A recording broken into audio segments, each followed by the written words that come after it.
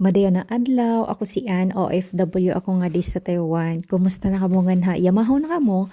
Ako, inin ako pamahaw. As usual, kape, tapos kuman sliced bread, og may palaman na ladies choice. Lami na gad siya na combo para sa ako ha. Medyo yaana kita sa Pilipinas. I mean ako na pamahaw kanon pero ini nga digid pan literal. So labat yapon sa kinabuhi. Tapos kamusab nga na pamahaw na tapos, padayon sa laban sa kinabuhi, bisan tuod sa kalisod sa panahon, maningkamot kit kita og dili na to question ang sa taas laong pa.